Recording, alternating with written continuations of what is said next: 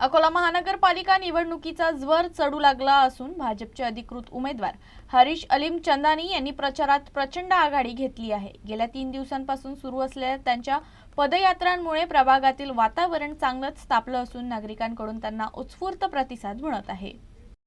निवडणुकीच्या रणधुमाळीत भाजपचे ज्येष्ठ नेते हरीश अलीम चंदानी, मनीषा भन्साली, अरविंद टाले आणि शारदा खेडकर यांनी प्रभाग क्रमांक 15 मधील कोपरा पिंजून काढण्यास सुरुवात केली आहे। कीर्तीनगर परिसरातून मोठा जनसमुदाय सोबत घेऊन त्यांनी सिद्धिविनायक कॉलनी आणि ओम हाऊसिंग सोसायटी परिसरात जोरदार शक्ती प्रदर्शन केलं।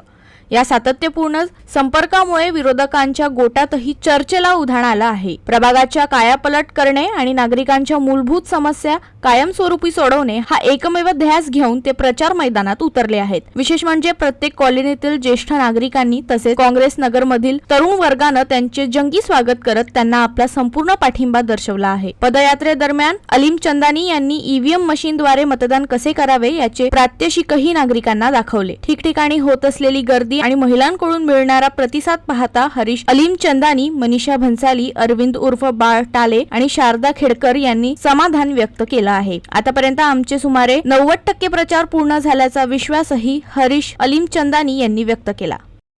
आज आपण प्रभाग क्रमांक 15 मध्ये सिद्धिविनायक कॉलनी आणि ओम हाऊसिंग सोसायटी आणि बरेचदा सकाळी 8 वाजेपासून आमचा प्रचार दौरा सुरू आहे।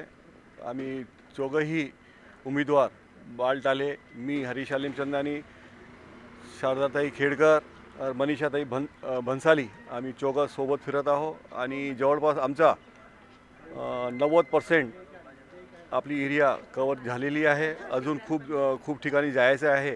खूप चांगला प्रतिसाद मिळत आहे आणि लोकांची जे समस्या आहे ते आम्ही जाणून घेत आहोत आणि त्यांना पूर्ण विश्वास आहे भारतीय जनता पार्टीवर की भारतीय जनता पार्टी पक्ष जे आहे ते गल्लीपासून दिल्लीपर्यंत ते सगळं काम करतात आणि आम्हाला पूर्ण विश्वास आहे की आमचे पूर्ण पॅनलला निवडून आशीर्वाद देतील ही आम्हाला पूर्ण विश्वास आहे।